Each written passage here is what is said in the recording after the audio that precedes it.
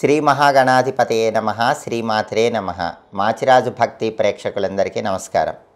ఈనాటి దినఫలం కార్యక్రమంలో ముందుగా నేటి పంచాంగ వివరాలు పరిశీలిద్దాం.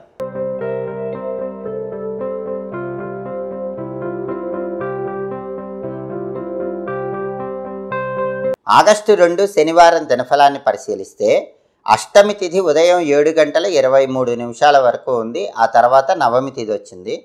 నక్షత్రం విశాఖ నక్షత్రం ఉంది. శనివారం విశాఖ నక్షత్రంతో కలిసి వస్తే శుద్ధి యోగం ఉంటుంది. ఈ శుద్ధి యోగం కార్యసిద్ధిని కలిగిస్తుంది. అంటే 12 రాసుల వాళ్ళు ముఖ్యమైన పని మీద బయటకు వెళ్ళినా, ముఖ్యమైన ప్రయాణాలు చేసినా మీ పనులన్నీ విజయవంతంగా పూర్తి చేసుకోవచ్చు. ప్రయాణాల్లో విజయం చేకూరుతుంది. అలాగే రాశిచక్రం చార్ట్లో గ్రహాల స్టేటస్ తీసుకుంటే శనివారానికి అధిపతి అయిన శని మీన రాశిలో ఉన్నాడు. కాబట్టి 12 రాసుల వాళ్ళు ముఖ్యమైన పని మీద బయటికి వెళితే విజయాలు వస్తాయి. కష్టపడి పనిచేస్తే కూడా విజయాలు వస్తాయి. శని మీనంలో ఉన్నాడు కాబట్టి మీరు ఏ రంగంలో ఉన్నా మీ కష్టానికి తగిన ప్రతిఫలం ఖచ్చితంగా లభిస్తుంది. అలాగే విశాఖ నక్షత్రానికి అధిపతి అయిన గురువు మిథున రాశిలో, బుధుడి ఇంట్లో, శత్రువు ఇంట్లో ఉన్నాడు. కాబట్టి సాంఘిక కార్యక్రమాలు, సేవా కార్యక్రమాలు చేసేవాళ్ళు కీలకమైన నిర్ణయాలు తీసుకునేటప్పుడు 1కి 10 సార్లు ఆలోచించి నిర్ణయాలు తీసుకోవాలి. అలాగే సాంఘిక కార్యక్రమాల్లో ధనాన్ని ఖర్చు పెట్టేటప్పుడు కూడా 1కి 10 సార్లు ఆలోచించి జాగ్రత్తగా ధనాన్ని ఖర్చు చేసుకోవాలి.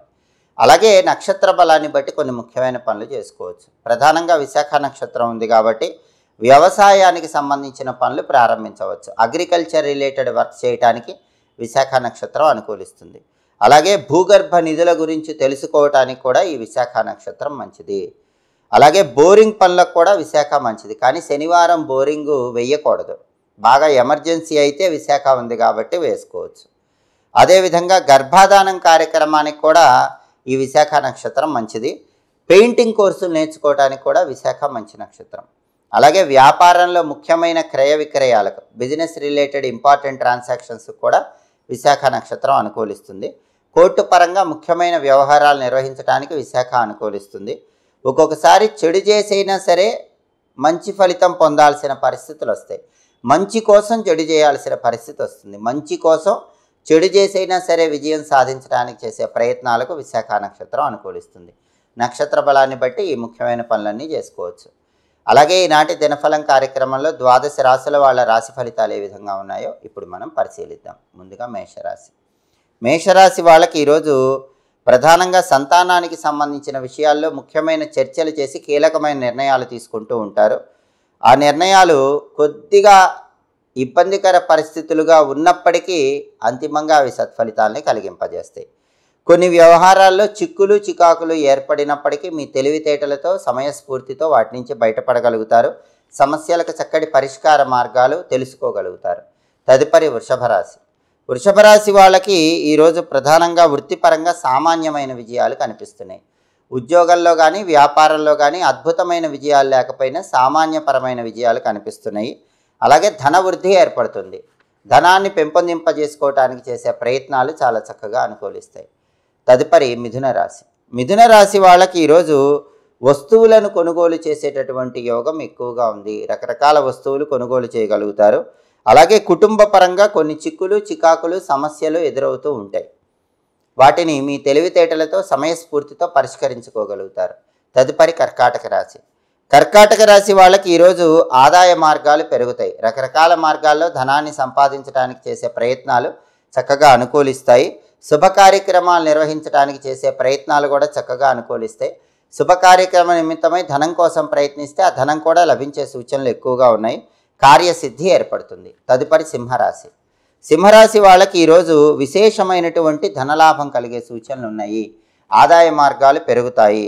శుభ కార్యక్రమాలు నిర్వహించగలుగుతారు. అలాగే బంగారు ఆభరణాలు కొనుగోలు చేసే యోగం కూడా సింహరాశి వాళ్ళకు ఉంది. తదుపరి కన్యారాశి. కన్యారాశి వాళ్ళకి ఈరోజు వ్యాపారం స్తంభించిపోయే సూచనలు ఎక్కువగా ఉన్నాయి. మీ వ్యాపారం అనుకోకుండా స్తంభిస్తుంది. అయినప్పటికీ సహనంతో వ్యవహరించే ప్రయత్నం చేయండి. అలాగే రవాణా మార్గాల ద్వారా వ్యాపారం చేసేటటువంటి కన్యారాశి వాళ్ళకు కూడా ఈరోజు కొన్ని ఒడిదుడుకులు కనిపిస్తున్నాయి. తదుపరి తులారాశి.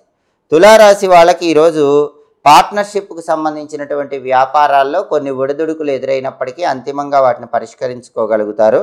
అలాగే ప్రతి పనిలో కూడా విజయాన్ని పొందగలుగుతారు. సమస్యలను సులువైన రీతిలో పరిష్కరించి తులారాశి వాళ్ళు విజయాలు అందిపుచ్చుకోగలుగుతారు. తదుపరి వృశ్చిక రాశి. వృశ్చిక రాశి వాళ్ళకి ఈరోజు వృత్తిపరంగా విశేషమైన ధనలాభం కలిగే సూచనలు ఉన్నాయి. ఆదాయ మార్గాలు పెరుగుతాయి. అలాగే వ్యాపార రంగంలో ఉన్న వాళ్ళకి శత్రుత్వాలు పెరిగేటటువంటి సూచనలు ఎక్కువగా ఉన్నాయి. కాబట్టి వృశ్చిక రాశి వాళ్ళు ఎవరు వ్యాపారం చేస్తున్నా మీ మీద ఎదుటి వాళ్ళకి శత్రుత్వ భావనలు పెరిగే సూచనలు ఉన్నాయి. కాబట్టి శత్రువుల విషయంలో కొంచెం అప్రమత్తంగా ఉండాలి. తదుపరి ధనుసు రాశి. ధనుసు రాశి వాళ్ళకి ఈరోజు ధార్మిక చింతన పెరుగుతుంది. దేవాలయ సందర్శనం చేస్తారు, భగవద్ దర్శనం చేసుకుంటారు. అలాగే దైవ కార్యాలకు ధనాన్ని కేటాయిస్తూ ఉంటారు. ఆరోగ్యం చాలా బాగుంటుంది. ప్రమోషన్ ప్రయత్నాలు కూడా ధనుసు రాశి వాళ్ళకి చక్కగా అనుకూలిస్తాయి. తదుపరి మకర రాశి.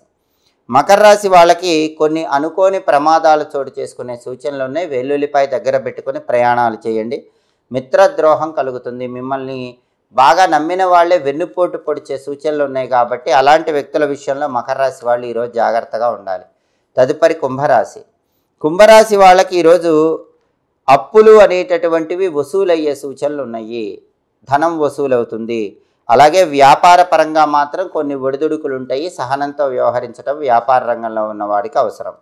తదుపరి మీనరాశి. మీనరాశి వారికి ఈరోజు ప్రధానంగా ధనప్రాప్తి యోగం ఉంది. అనేక మార్గాల్లో ధనం సంపాదించడానికి చేసే ప్రయత్నాలు చక్కగా అనుకూలిస్తాయి. వ్యాపార పరంగా కూడా అవసరమైనంత మేరకు ధనాన్ని సముపార్జన చేయగలుగుతారు. 12 రాశుల వాళ్ళు అనుకున్న పనులు అనుకున్నట్లు దిగ్విజయంగా పూర్తి కావాలంటే ప్రధానంగా శ్రావణ శనివారం సందర్భంగా ఆంజనేయ స్వామికి సంబంధించిన శ్రీరామదూతాయ హనుమతే నమః అనే మంత్రాన్ని 21 సార్లు చదువుకొని పని మీద బయటికి వెళ్ళాలి. శ్రీరామదూతాయ హనుమతే నమః.